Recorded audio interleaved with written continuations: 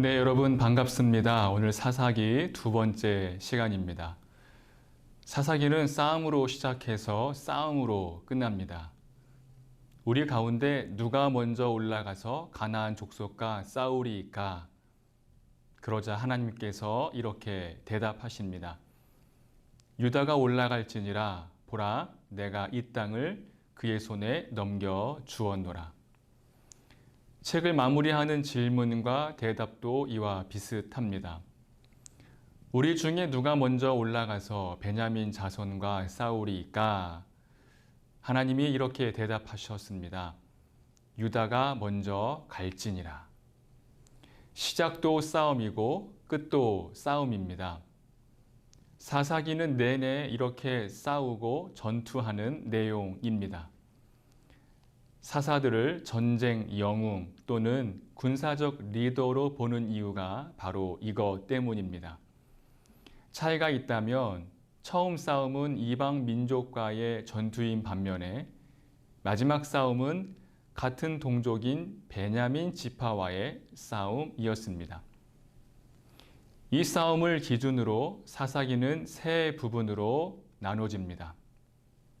1장 1절부터 3장 6절까지 서론이고요.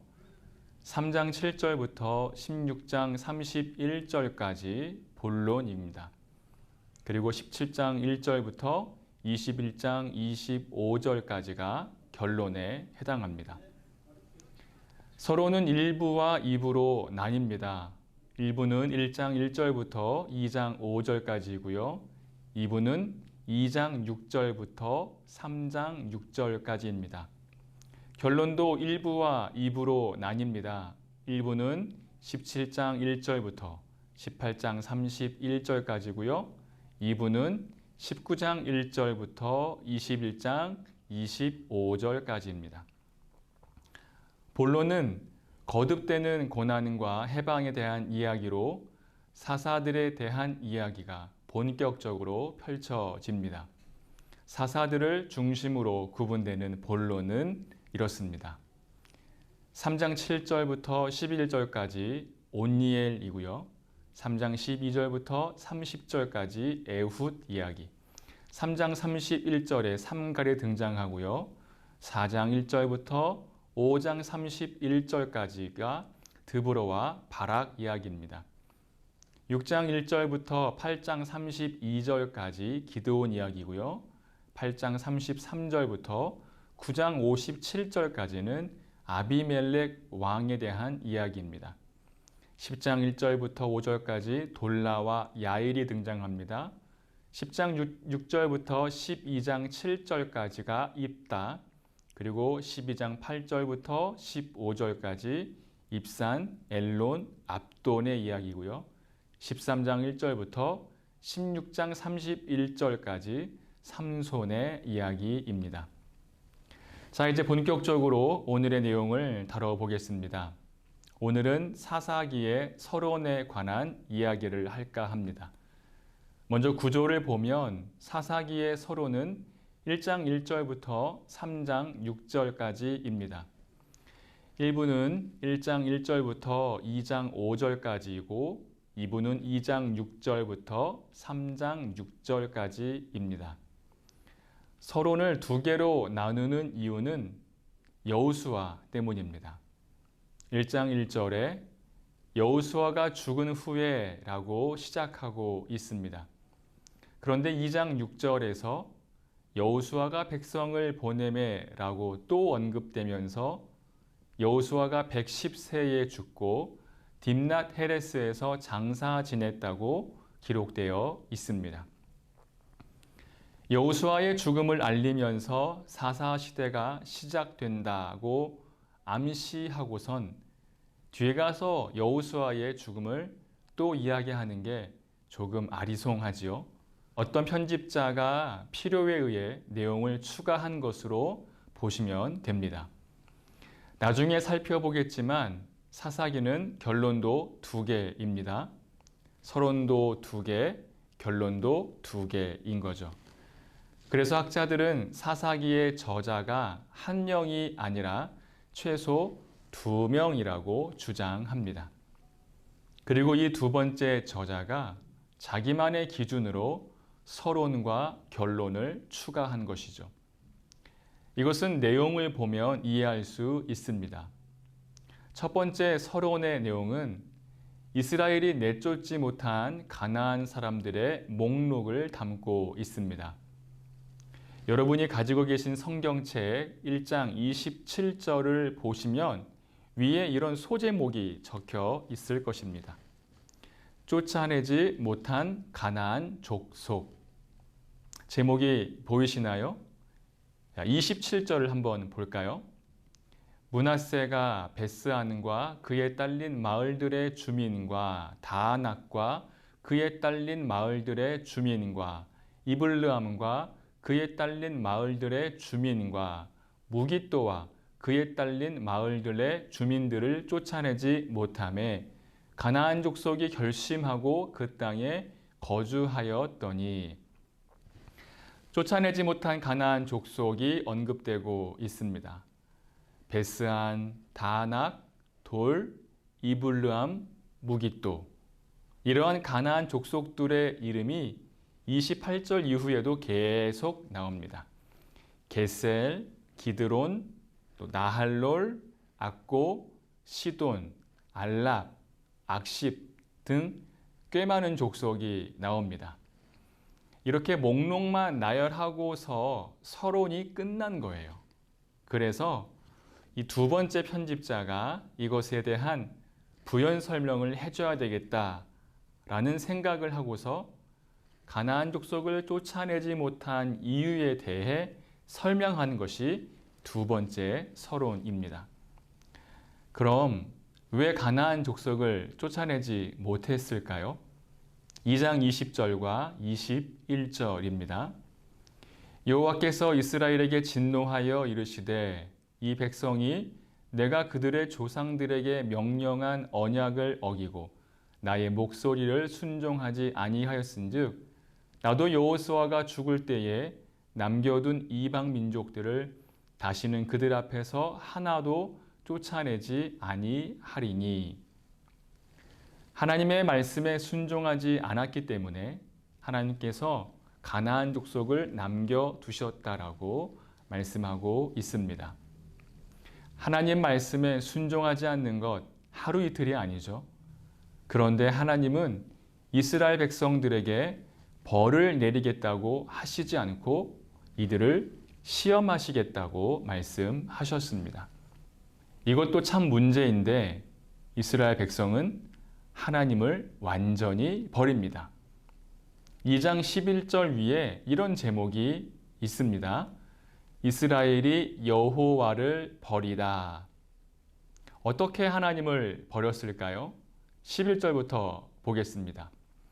이스라엘 자손이 여호와의 목전에 악을 행하여 바알들을 섬기며 애굽 땅에서 그들을 인도하여 내신 그들의 조상들의 하나님 여호와를 버리고 다른 신들, 곧 그들 주위에 있는 백성의 신들을 따라 그들에게 절하여 여호와를 진노하게 하였으되 곧 그들이 여호와를 버리고 바알과 아스다롯을 섬겼으므로.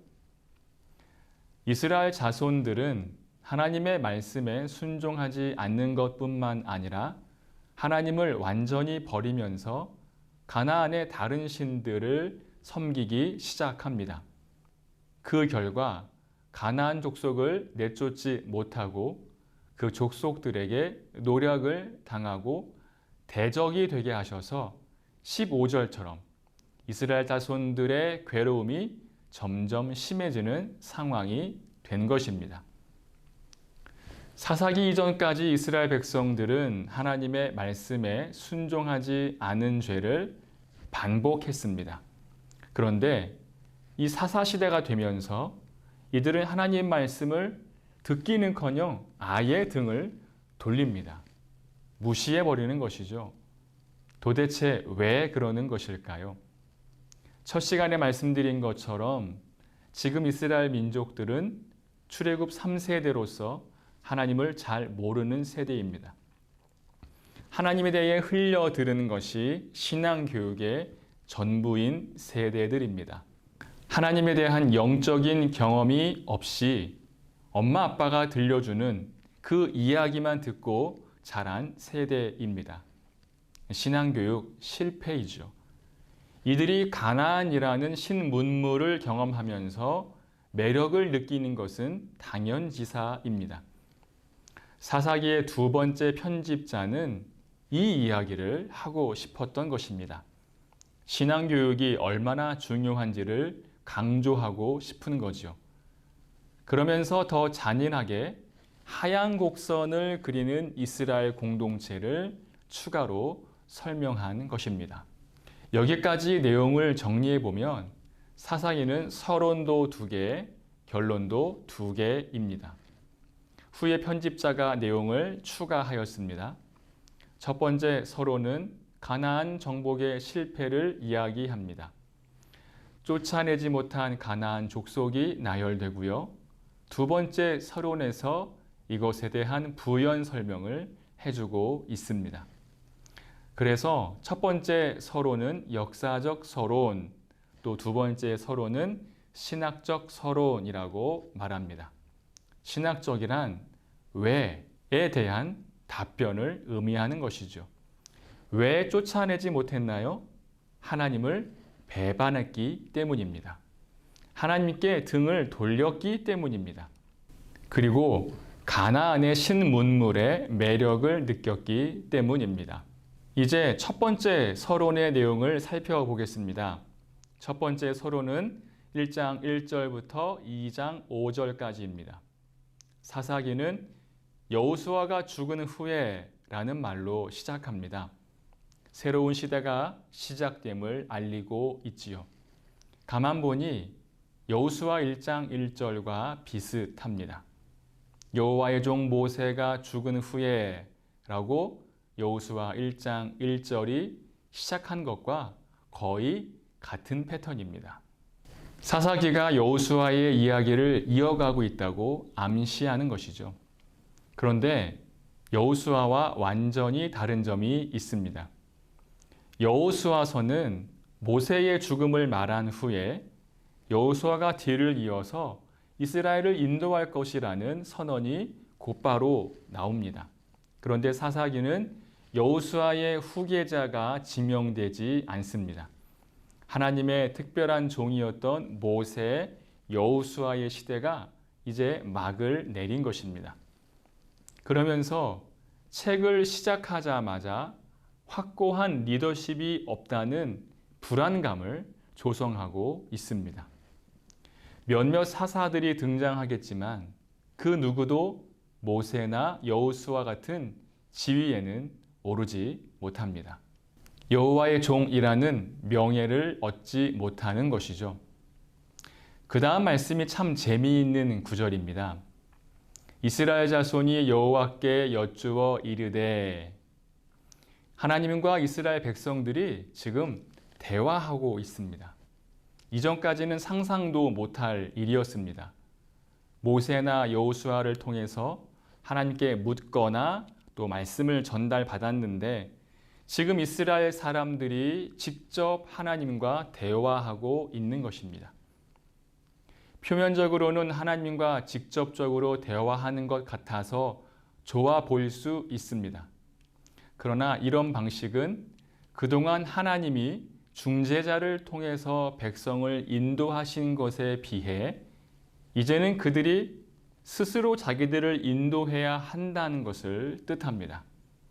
그만큼 위험 부담이 많아진 것이죠. 또 한 사람이 아니라 이 사람 저 사람이 물어본다는 것은 민주주의처럼 보일지 몰라도 사고기 많아 배가 산으로 가게 됩니다. 미래에 대한 불안감을 조성하기에 충분한 상황입니다. 여호수아의 리더십이 사라지면서 이스라엘의 미래에 대한 먹구름이 점점 짙어지고 있습니다. 이런 상황에서 이스라엘에 누가 우리 중에 올라가서 가나안 족속과 싸웁니까? 라는 질문은 모든 싸움의 준비를 마치고 가나안 공격을 위한 질문이라기보다는 그들의 불안과 걱정을 반영한 질문이라고 볼 수 있습니다. 누가 올라갑니까? 라는 질문에 하나님은 유다 지파를 지명하셨습니다. 유다 지파는 이스라엘 중 가장 크고 유력한 지파입니다. 그런데 시므온 지파에게 같이 싸우자고 제안합니다. 시므온 지파는 그 제안을 받아들여 함께 배색을 쳤습니다. 두 지파는 같은 어머니 레아에서 비롯된 자손이었고 같은 지역을 기업으로 받았기 때문에 연합이 더욱 쉬웠을 것입니다. 그러나 문제는 하나님이 유다 지파만을 지명하셨는데 유다가 시므온에게 도움을 청했다는 것입니다. 시므온은 가장 작은 지파이기 때문에 사실상 큰 도움이 되지 않았을 텐데 말입니다. 학자들은 이런 유다 지파의 행동을 불신에서 온 불순종이라고 말합니다. 유다 지파가 누구를 불신한 것이죠? 네, 바로 하나님입니다. 불안 속에서 누가 가서 싸워야 합니까? 라고 묻는 것은 무당을 찾아가서 점괘를 보는 것과 다를 게 없지요. 유다 지파와 시므온 지파는 베색에서 아도니 베색이라는 인물을 만납니다. 그리고 그의 엄지손가락과 또 엄지발가락을 자릅니다. 엄지손가락을 잘라내면 칼을 잡을 수 없고 또 엄지발가락을 잘라내면 제대로 설 수가 없습니다. 베색의 장군을 칼을 잡을 수도 제대로 설 수도 없게 만들어서 철저하게 수모를 준 것입니다. 이것은 적장을 생포하며 치르는 가나안의 풍습이었습니다. 가나안의 잔인성과 죄 때문에 하나님이 가나안 사람에게서 땅을 빼앗아 이스라엘 백성들에게 주신 것인데 이스라엘이 그 풍습을 그대로 답습하고 있습니다. 이스라엘의 가나안화, 이것이 시작되고 있음을 알려주고 있는 것이죠. 그것도 12지파 중에 가장 크고 유력한 유다 지파가 하나님의 말씀을 어기고 불순종 후 가나안 풍습을 따라 행하는 모습을 보여주고 있습니다. 아도니 베색은 손가락과 발가락이 잘린 곳에서 비롯된 감염에 의해서 죽었을 것입니다. 이렇게 폭력적이고 잔인한 방법으로 사람을 죽이는 이야기로 시작하는 사사기가 앞으로 어떻게 전개될 것인지 충분히 예견할 수 있으시겠죠. 영화 첫 장면이 그 영화의 전체적인 분위기를 암시하는 것처럼 말입니다. 베색에서 승리한 유다 지파는 여세를 모아 순식간에 예루살렘도 정복합니다. 예루살렘은 매우 오래된 도시로 주전 3000년 때부터 사람들이 살던 곳입니다. 원래 예루살렘은 베냐민 지파에게 기업으로 주어진 곳이었는데 유다가 정복하는 것으로 보아서 이 도시가 두 지파의 영토 경계선에 위치해 있음을 알 수 있습니다. 예루살렘을 정복한 유다 지파는 기럇 아르바라고 불리던 헤브론을 정복합니다. 그리고 여호수아 1장 13절부터 19절에 기록되어 있는 온니엘의 이야기를 회고합니다. 온니엘과 갈렙이 어떤 관계였는지는 명확하지 않습니다. 고대 사본에 따라 온니엘은 갈렙의 동생이 될 수도 있고요. 또 조카가 될 수도 있지만 갈렙이 여호수아와 나이가 거의 같은 사실을 생각하면 온니엘이 갈렙의 조카일 가능성이 더 높습니다. 온니엘이 드빌을 정복하고 갈렙의 약속대로 악사를 아내로 맞이했습니다. 온니엘의 아내가 된 악사가 친정아버지 갈렙에게 셈을 요구하는 이야기 14절부터 15절이죠. 이 이야기는 성경 번역본에 따라 여러 가지 해석이 조금 다릅니다. 70인역은 악사가 온니엘을 재촉한 게 아니라 온니엘이 악사에게 아버지에게 가서 밭을 얻어오라고 재촉한 것으로 기록하고 있습니다. 악사가 처음 아버지에게 요구한 것은 밭이었는데 중간에 마음이 바뀌었는지 밭이 셈으로 바뀌게 된 것이죠. 저자는 유다 사람과 개인 자손이 연합해 정복한 아랏에 대한 이야기, 이 16절을 마치고 다시 유다와 시므온 지파가 함께 이룬 승리에 대한 이야기를 이어 나갑니다. 그들은 스밧에 사는 가나안 사람을 쳐서 진멸시켰습니다. 그리고는 성읍의 이름을 스밧에서 호르마로 바꾸었습니다. 성공을 거듭한 유다 지파는 여세를 몰아 지중해 해안에 위치한 가사, 아스글론, 에글론 지역을 점령했습니다. 이 부분 역시 70인역과 조금 다른데요. 70인역은 유다 지파가 이 지역을 잠시 점령했다가 세월이 지난 후에 블레셋 사람들에게 빼앗기게 된 것을 암시하고 있습니다. 사사기의 저자는 이때까지 별 어려움 없이 가나안 사람과 전쟁할 때마다 승리하게 된 이유를 정확히 밝히고 있습니다. 바로 하나님이 그들과 함께 하셨기 때문에 가능한 일이었습니다. 이제 이스라엘에서 가장 큰 비중을 차지했던 유다의 행보를 정리한 후 사사기의 저자는 나머지 지파 중 가장 유력한 요셉 가문, 즉 에브라임과 므낫세 지파의 정복 이야기를 다룹니다. 요셉에게서 유래한 두 지파 이야기는 두 단락으로 나눠집니다. 1장 22절부터 26절까지는 요셉 자손의 베델 정복 이야기고요. 1장 27절부터 36절은 북쪽 지파가 쫓아내지 않은 가나안 사람에 대한 이야기입니다. 베델 정복이 시작될 때에 하나님은 유다 지파와 함께 하셨던 것처럼 에브라임과 므낫세 지파와도 함께 하셨습니다. 그들이 승리할 수 있도록 도와주셨습니다. 그러나 요셉 자손은 하나님의 말씀을 거역해 승리에 대한 보장을 받지 못했을 뿐 아니라 가나안 사람을 내쫓지도 못하게 되었습니다. 므낫세 지파는 베스안, 다낙, 돌, 이블르암, 무깃도 등 5개의 가나안 도시를 정복하지 못했습니다. 에브라임 지파도 게셀에서 가나안 사람을 내치지 않았습니다. 게셀이라는 한 마을만 정복하지 못한 것처럼 보이지만 게셀은 가나안의 동서남북을 가로지르는 도로들이 교차하는 곳이고 경제적으로 군사적으로 요충지였습니다. 그러므로 에브라임이 게셀을 정복하지 못한 것은 이스라엘의 남쪽 지파와 북쪽 지파의 교류가 단절되는 것을 의미하고 가나안 사람의 영향력이 극대화될 수밖에 없습니다. 참고로 게셀에 살던 가나안 사람은 솔로몬 시대에 가서야 그 지역에서 쫓겨나게 됩니다. 북쪽에 가장 유력했던 므낫세와 에브라임 지파가 가나안 사람들을 진멸하지 못하자 나머지 지파들도 가나안 사람을 제거하지 못하고 함께 살게 되었습니다.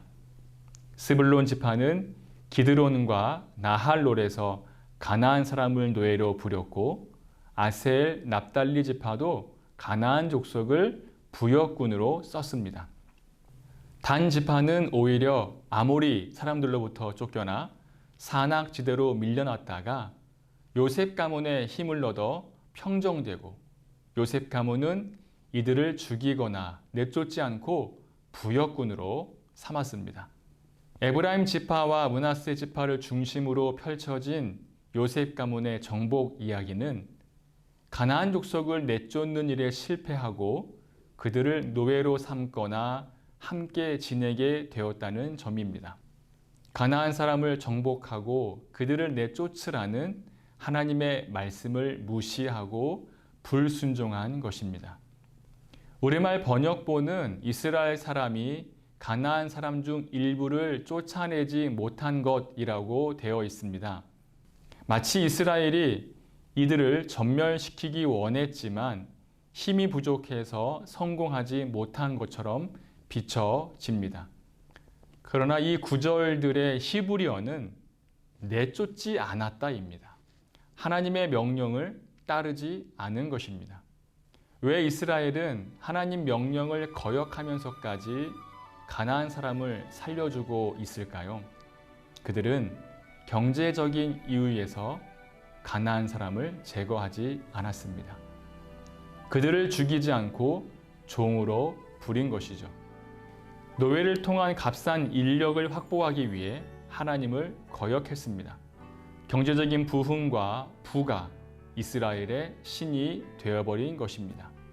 진멸했어야 할 가나안 사람이 이스라엘과 더불어 살면서 이스라엘이 망할 징조가 1장부터 보이고 있습니다.